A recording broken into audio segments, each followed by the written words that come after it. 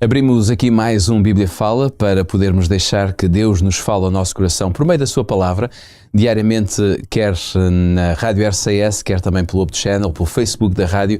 Você pode acompanhar sempre este programa que tem uma duração de 10 minutos, mas em 10 minutos tentamos dizer o máximo que podemos e se calhar nunca conseguimos dizer tudo, porque realmente a Bíblia é infinita em conceitos, em práticas, em bênçãos para todos nós, mas tentamos ao máximo dar-lhe as dicas diárias para que você tenha um dia feliz. Por isso mesmo, hoje convido a abrir a sua Bíblia, se tiver a sua Bíblia por perto, em Gálatas capítulo 5, versículos 22 e 23. Vamos ler esta passagem que é do apóstolo Paulo e depois vamos ler uma segunda, em 2 de Pedro capítulo 1, versículos 5 a 7, que é do autor, digamos, das duas epístolas que temos vindo a abordar nestes últimos dias. Paulo, em Gálatas capítulo 5, versículos 22 e 23, diz: "Mas o fruto do Espírito é amor, gozo, paz, longanimidade, benignidade, bondade, fé, mansidão, temperança. Contra estas coisas não há lei. E os que são de Cristo crucificaram a carne com as suas paixões e concupiscências."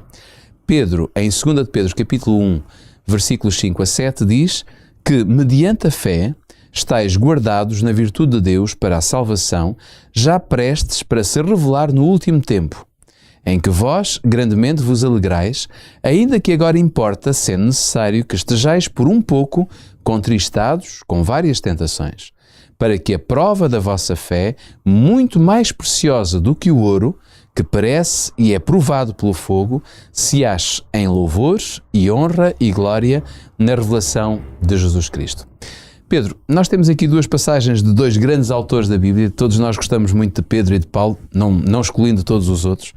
Mas é certo que tanto Paulo como Pedro dão aqui uma lista de virtudes muito interessante. Será que nós podemos atingir este nível? Bom, ontem nós dissemos que realmente o nível é elevado, mas que devemos tentar. Será que conseguimos chegar a este nível tanto daquilo que Paulo diz como de Pedro?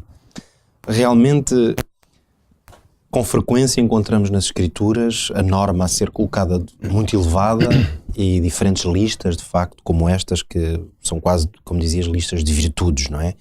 É interessante notar que a história registra que os filósofos antigos, sobretudo já desde o tempo da Grécia, era comum os filósofos elaborarem listas, digamos, de virtudes que eles consideravam como as grandes virtudes, não é? Humanas, lá está, quase como utopias, não é? Ao mesmo tempo desafios ao ser humano de tentar atingir aquelas virtudes nas mais diversas áreas. E é verdade que, em certo sentido, é como se os autores cristãos, aqui os apóstolos, estivessem a fazer também uma atualização dessa lógica de que existem grandes virtudes que devem inspirar os seres humanos.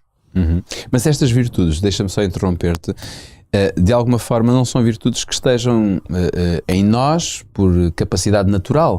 São coisas que vêm de Deus oferecidas ao homem, não é? Sem dúvida. Isso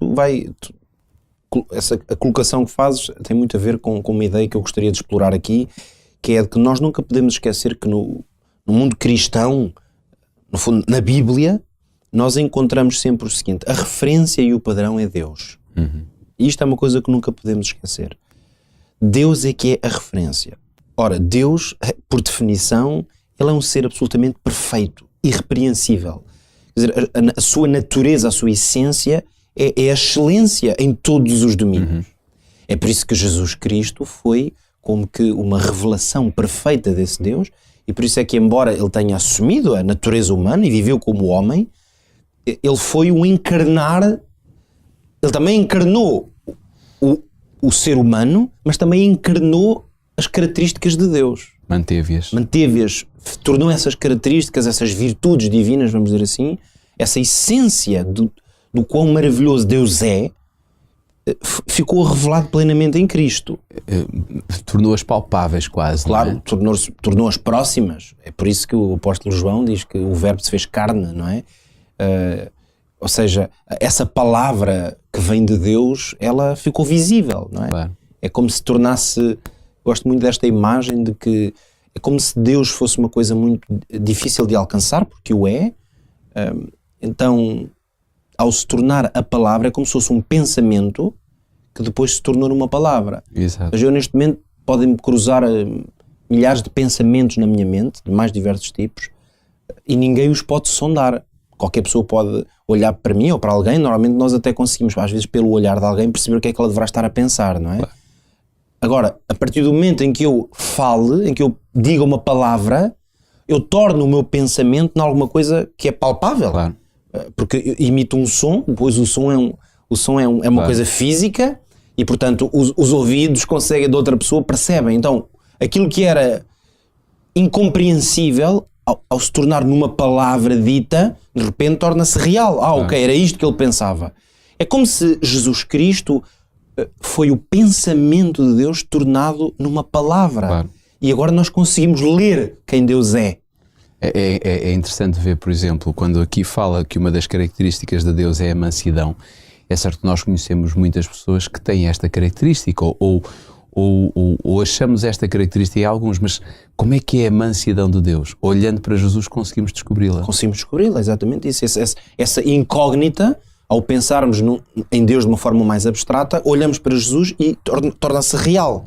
Portanto, é por isso que ele é essa palavra encarnada. E conseguimos ver que há alguns que são mansos, digamos assim, mas a mansidão de Deus é muito maior do que qualquer pessoa que possa ter esta característica, não é? Por isso é que a referência ou o padrão é o próprio Deus. Uhum.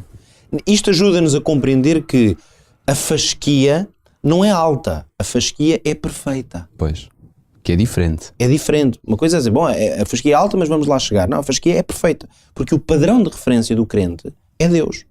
Foi assim em Israel, foi assim através de Jesus para a igreja cristã. Isto ajuda-nos a compreender que estas virtudes, estas listas de grandes virtudes, que vemos no fruto do Espírito de Paulo, vemos nesta descrição do apóstolo Pedro, que no caso ele faz aqui uma espécie de uma sequência, já darei uma palavrinha sobre isso, mas o que nós percebemos é que nós devemos olhar para estas listas de virtudes mais como um caminho que tem que ser trilhado. Não devemos tanto olhar para elas como uma espécie de um estado ao qual alguém atinge, pronto, chegou ali e parou.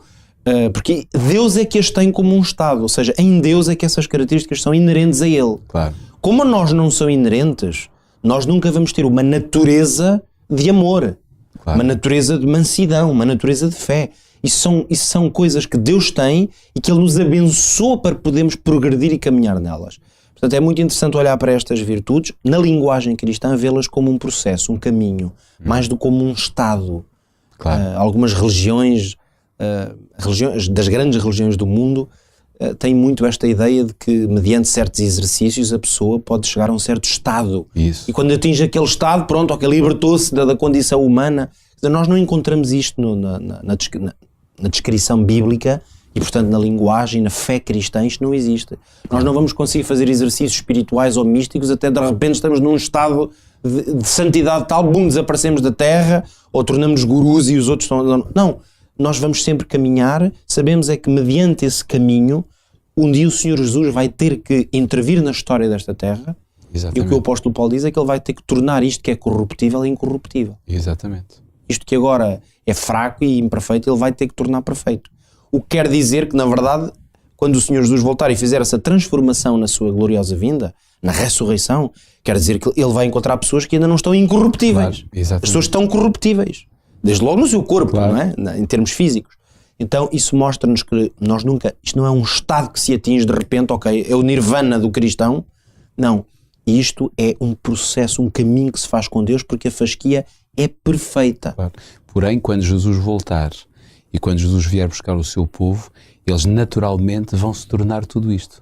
Exatamente, porque nós viveremos na plena semelhança de Deus. No fundo, esse é o projeto original de Deus. É o projeto perfeito. O projeto perfeito, o amor, a fé, a mansidão, o autodomínio, todas estas coisas, elas vão fazer parte naturalmente da maneira como os seres humanos serão. Por enquanto, talvez o mais importante para nós é compreender, há aqui esta expressão que diz que temos que procurar estas coisas com toda a diligência. Uhum. Antes da lista que o apóstolo Pedro faz, a começar pela fé e vai até o amor, ele diz, empreguem toda a diligência para fazer isto. Eu acho que aqui esta introdução ajuda-nos muito bem a compreender qual é a lógica cristã de buscar estas virtudes. O que temos que fazer é dizer toda a diligência, numa linguagem talvez mais atual, seria dizer: façam tudo o que estiver ao vosso alcance. Façam o máximo possível. Mas nessa diligência também encontramos o sentido de urgência. Totalmente. Porque esse sentido de urgência vem-nos do facto que nós sabemos que os tempos da nossa vida estão contados e o tempo profético desta terra também está. Então há um sentido de urgência. Vocês comecem imediatamente a fazer isto. Façam-no com todas as vossas forças. Claro, com o objetivo de chegar a este grande e supremo bem, que é o de ter um amor profundo. Esse amor HP, esse amor incondicional. É um atributo de Deus. Claro. Deus é que é amor. No entanto, a fasquia que o apóstolo Pedro nos coloca é ir de virtude em virtude, até podermos dizer que somos pessoas que amamos. O amor não está dependente das circunstâncias. As nossas paixões humanas é que estão. Eu gosto de um, não gosto do outro. Eu gosto muito daquela pessoa, daquela coisa, mas depois já não gosto. O amor que vem de Deus não é permeável a sentimentos, a impressões humanas. É uma coisa que brota totalmente do interior. Por isso é que é um sentimento divino. Claro. Ora, nós não temos aqui tempo para nos debruçar com profundidade sobre cada uma destas virtudes, mas podemos pelo menos ficar com esta concepção de que o alvo é este amor supremo. É algo que vem de Deus. E nós temos que buscar de Deus este amor para conseguir transmitir e viver. Não tenha receio de chegar à plenitude das características e sobretudo das virtudes que Deus indica por meio de Paulo, por meio de Pedro, e que a Bíblia no fundo tem essas mesmas virtudes espalhadas desde Gênesis a Apocalipse.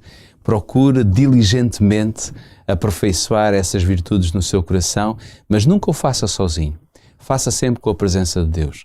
Não vale a pena insistir em procurar ter amor, ter fé, ter mansidão por si próprio, mas se o fizer com Cristo, pedindo que Ele introduza na sua vida todas estas virtudes, você será uma pessoa diferente.